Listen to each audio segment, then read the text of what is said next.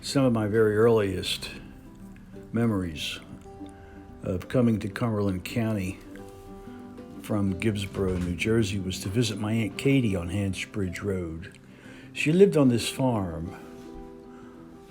She married into the Higbee family in East Vineland. And we called her husband Daddy. I'm not even sure what his correct birth name was, but Aunt Katie left Sharp Street and married Daddy Higbee and moved out onto the farm.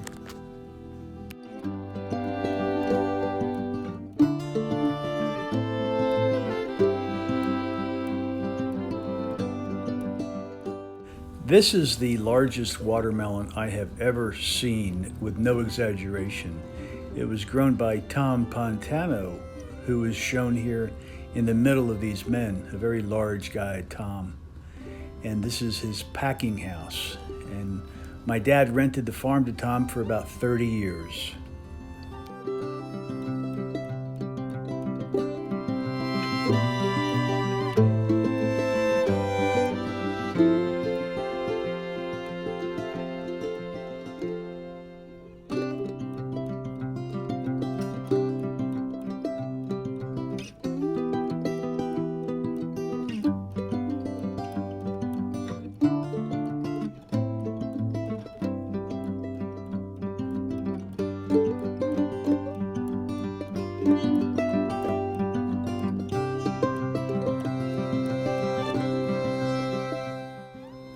This is the house, the shack that Aunt Katie lived in.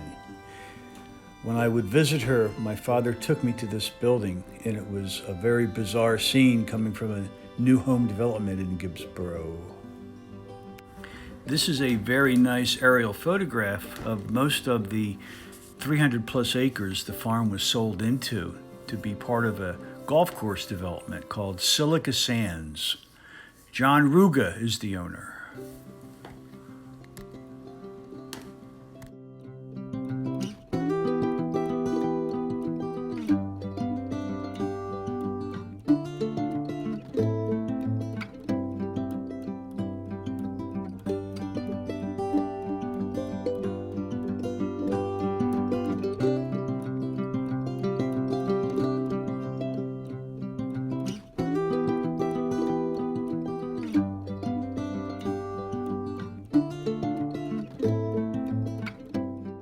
In these next photographs, I'm standing out front of a packing house that the farm used probably 75 or 80 years ago when it was still a vegetable farm and has since returned to.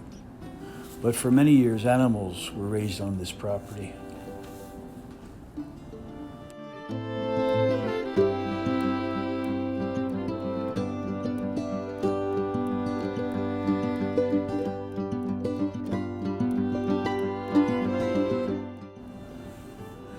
These next photographs are of John and I the day we decided to sell the farm and make it part of the golf course. And poor Chauncey, he's going to have to find a new place to walk in the evening.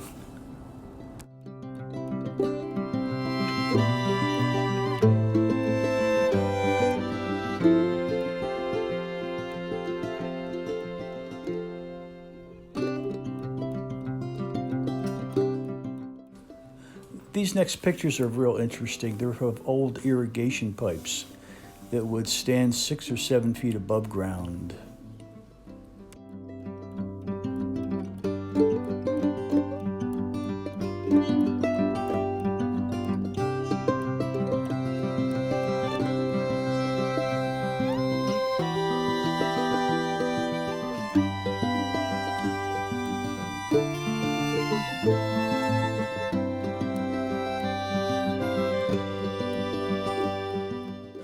This is a glass bottle which John has set up over his driving range, which is a beautiful spot. Will eventually get replaced by a part of the main course itself. But he put his North East Precast manufacturing company on the southwestern part of the property, and that's all secure and up and running. And now he's moving forward to develop the 18-hole golf course, which he's called Silica Sands.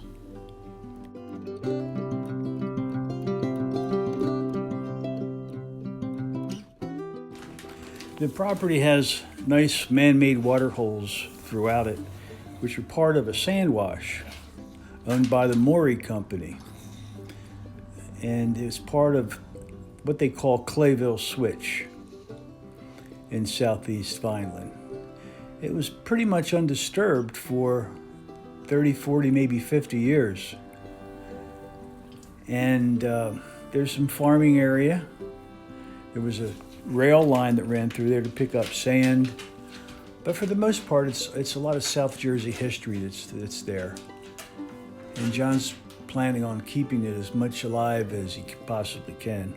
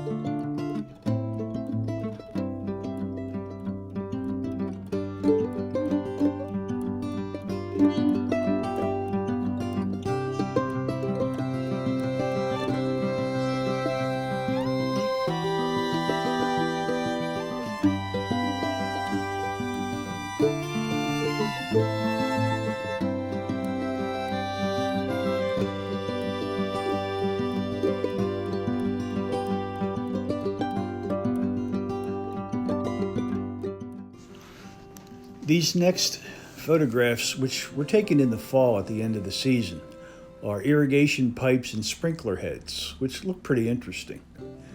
There's something of an illusion depending on what angle you're looking at them from. But they really caught my eye this one day I was taking a walk through the farm. It's such a peaceful place.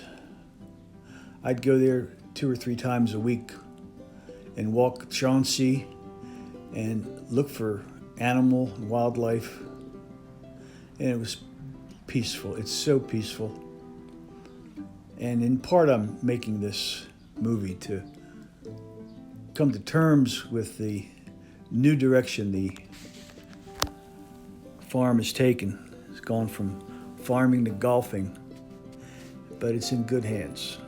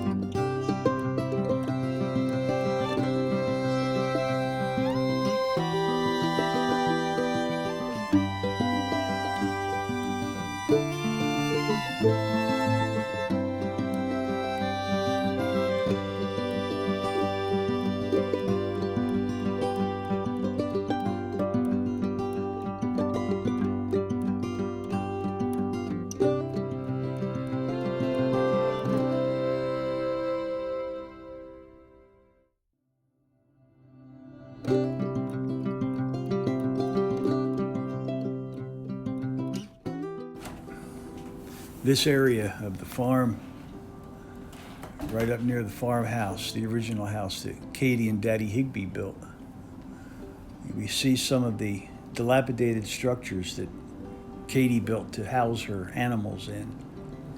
Goats and chickens and ducks and rabbits and guinea hen and some quail.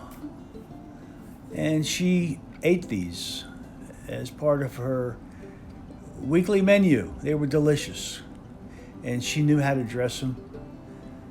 And her husband would go out there and make the buildings as they needed them.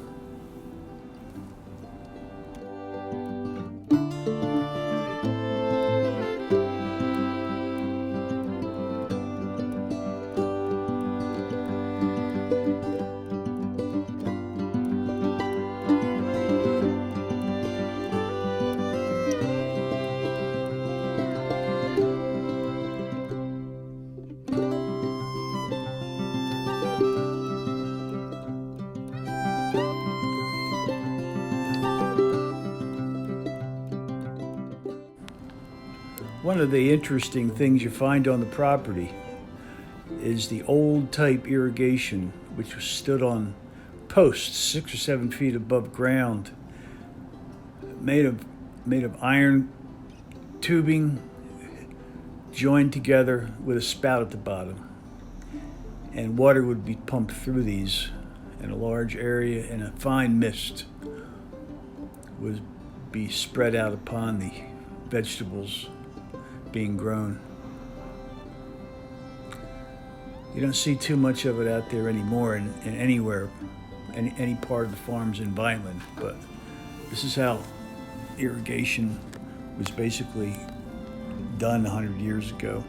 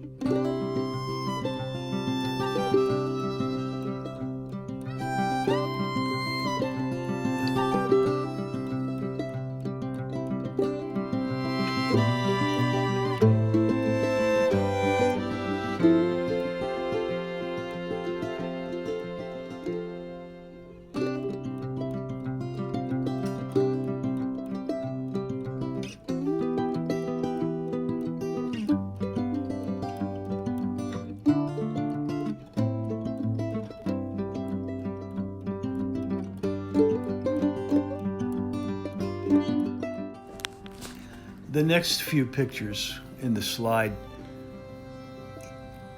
are a very, very special place. It's somewhat sacred when you find it. And I don't really want to tell anybody where it is right now. But it's a deer covey. It's almost impossible to get to. But once you're in there, you realize what you have just found. And it's a patch of beautiful green grass where deer come at night to rest and be safe and secure from the hunters in the area. And occasionally one does get shot, but the herd continues to thrive, and I hope they are here long after the golf course is done.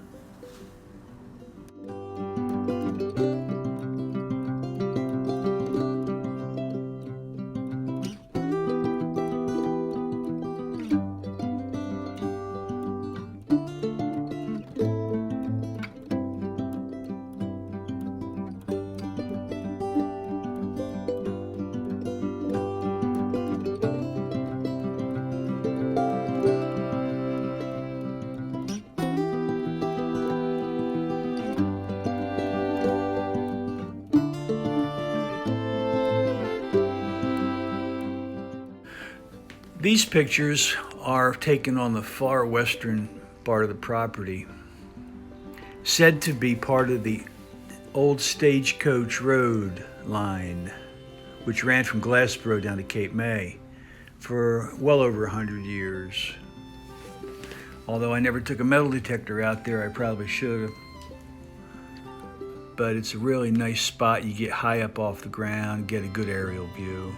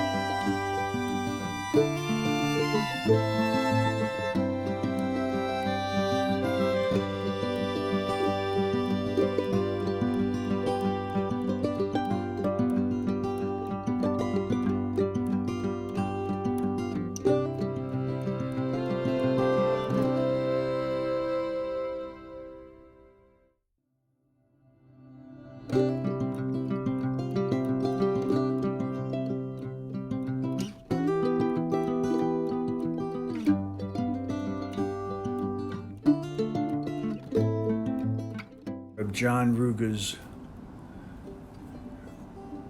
North East Precast manufacturing plant.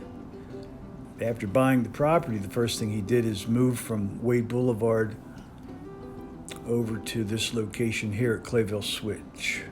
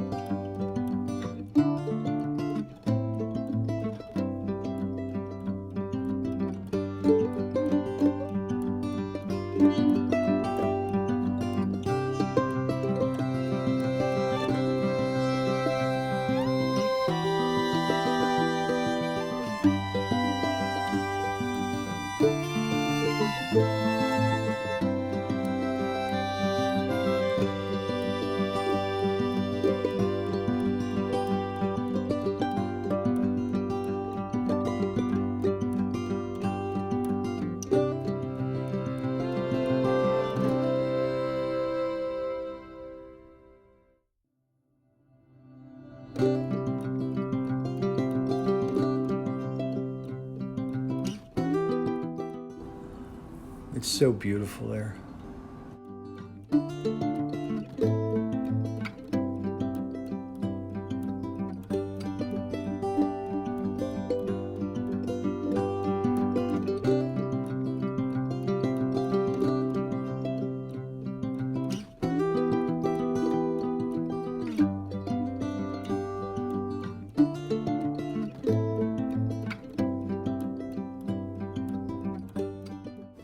The Higbee family of South Vineland originally had 3 sons, and they all followed their father with the farm.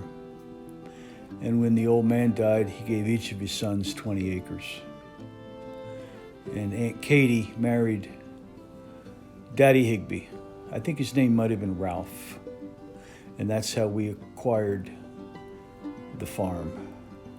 Tom Pontano bought the other 20-acre times 2 parcels from the Higbee family.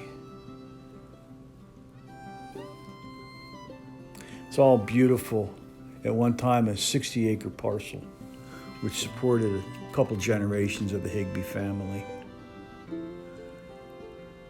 Some people say it's not good dirt on the southern portion because there's too much clay in the ground.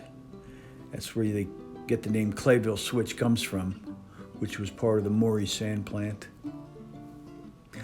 But it certainly did support and feed a lot of people for a real long time.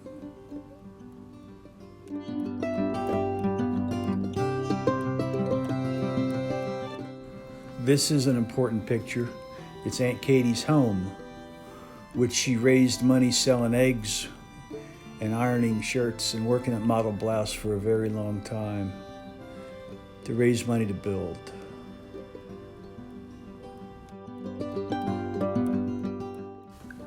What I'm going to miss a lot is the shooting range that Tom built out at the back of the property.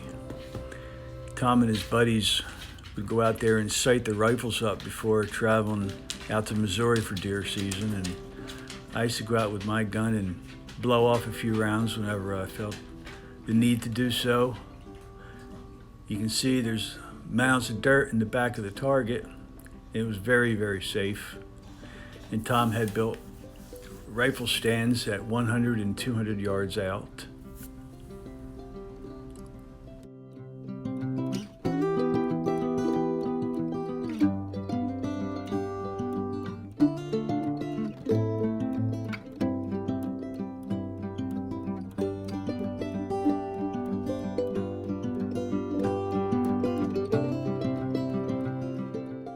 These are my paternal grandparents, Rose and Theodore Stolar. They were not farmers, but he cleared land to make farms. And John Ruga and I exchanged the deed on December 30th of 2020, the year of COVID. And this is Fred. He was the family farmer on the Stolar side.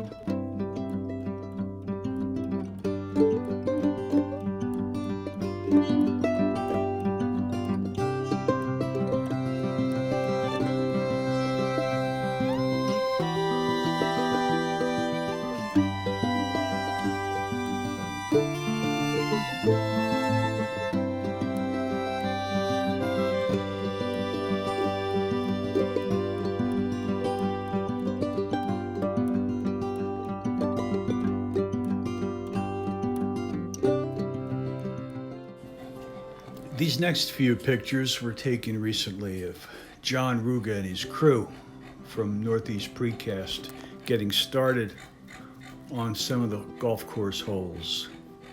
He's well equipped and he enjoys this more than anything, I believe.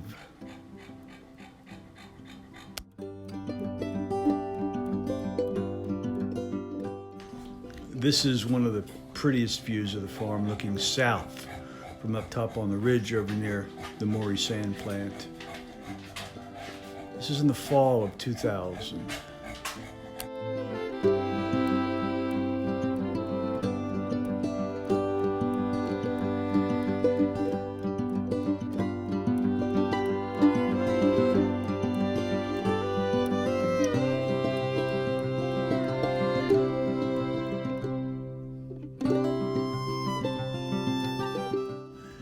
And this is my buddy Gus.